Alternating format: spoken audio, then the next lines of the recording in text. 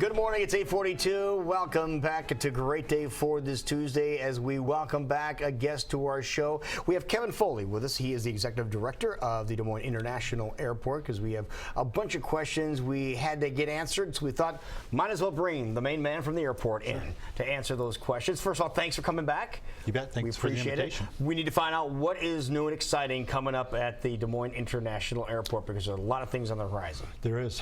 September, Delta starts a daily flight to Salt Lake City, and that is great news. They put on a flight 2 weeks, for just 2 weeks over the holidays, last Christmas and New Year's, and the flight did very, very well, so they're bringing in a daily flight now.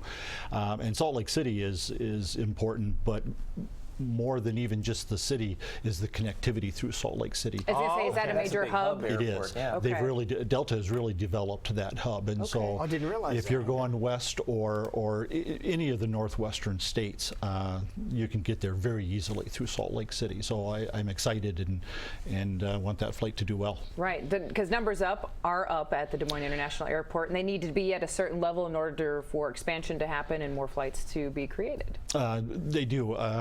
The terminal plan is based on 3% growth per year, and last year, in years previous, we were well above that. Last year we were at 5.4% growth over the previous year.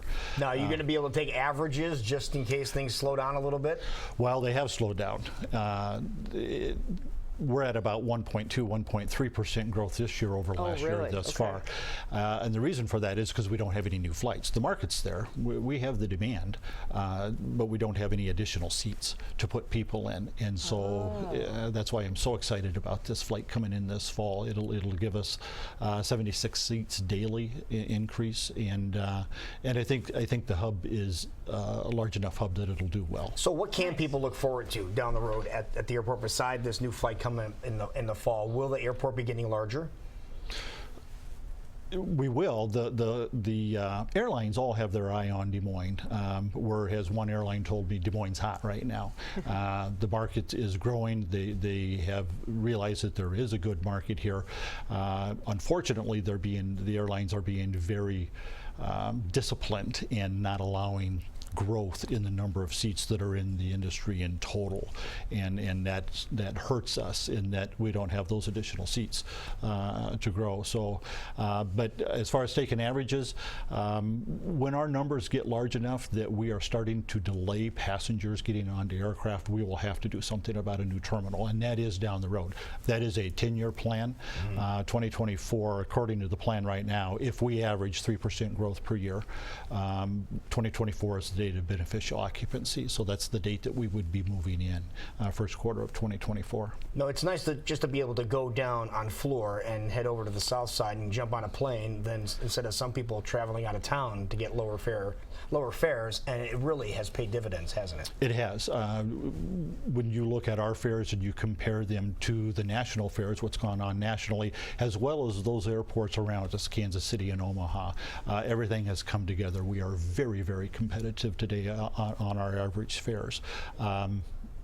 Competition is what got us there, and competition is what will keep us there, and that's why I'm so in tune to try to attract new airlines into this market. So great news happening there. Let's switch gears a little bit because the Des Moines International Airport has also been in the news, or the headlines, quite a bit here lately, having to do with the National Guard. So can you catch us up on what's happening there? Sure. We've been negotiating with the Guard ever since the F-16s have been pulled out of Des Moines. When the F-16s left, the aeronautical mission of the Guard left as well. While the F-16s were here, we were not getting a cash payment in rent, but we were getting what is called an in-kind payment. In other words, they were furnishing the aircraft rescue firefighters. The F-16s left, their firefighters left, and so we had to stand up our own unit, our own firefighting unit. We know what that cost is today with equipment and personnel. It's about $1.3 million a year that our cost increased, and that was the rent that we were receiving. So you weren't getting payment from the National Guard, you were getting services. Correct. From the Guard. Right. Okay, and that's what you guys are looking to recoup that cost? Yeah, well, when we accept federal funding, and this year, for example, we received $13 million through the FAA, we agreed there's 39 grant assurances that you must agree to, and one of those is that you will charge fair market rent to all tenants with one exception, and that's the military, if they have an aeronautical mission. They don't have any. They have no need to be on the airport today with their missions. The 3 missions. Even with the drones that they have. The drones that they're flying are not in Des Moines. They're not. They have pilots here, but the drones are being launched overseas, and they launch them overseas, and then the pilot takes over here in Des Moines. So what about the space where the pilot is? Would that qualify for what you're... According to the FAA, that is right now, and that's part of the argument, is that that's not an aeronautical mission. That can be done anywhere. We're not trying to remove the Guard from that space that they're doing that in. Because that's the perception that some folks have, is that you're trying to get either money or we're going to give you the boot. But that's not necessarily the case. Well, when you boil right down to the simplest form, that is the case, because we are required to charge fair market rent, and so either we have to receive the rent or we're in non-compliance with our grant assurances. And fair market rent for that space that they occupy would be about what?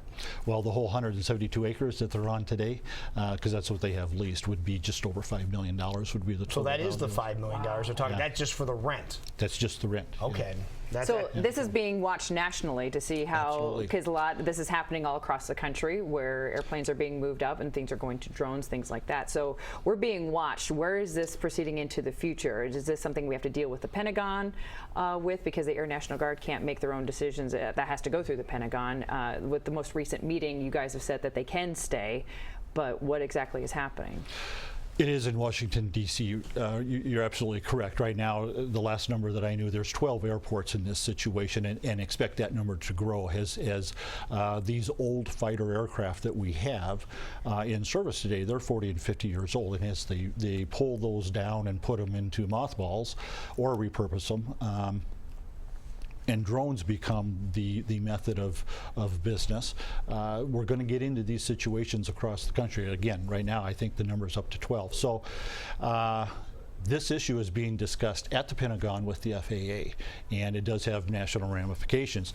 Des Moines is just unfortunate in that we were the first airport that lost our aircraft, and so we're kind of out there in front of many of the other airports, and a lot of eyes on Des Moines on how we resolve this.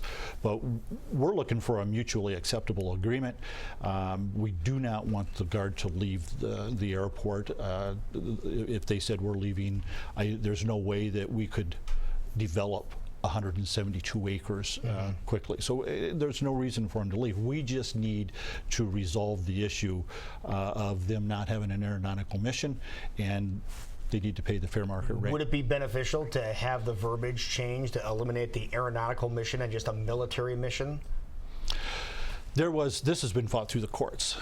What you're suggesting is the FAA, because individuals, not necessarily the military, but other entities have tried to take advantage of the airports over the years. In 1994, there was a Supreme Court ruling that said airports should strive to break even.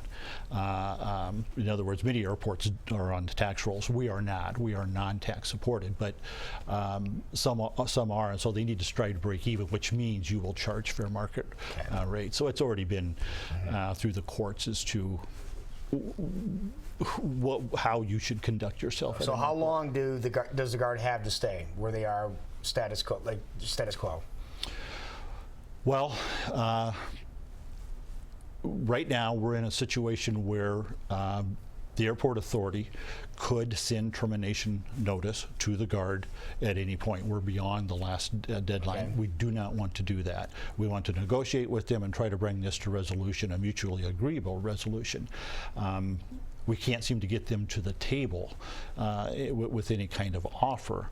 So we're just kind of in limbo right now. It is being worked between the Pentagon and the FAA because there's national ramifications in D.C. And so we're waiting patiently. To give you a timeline exactly, Lou, I can't do that.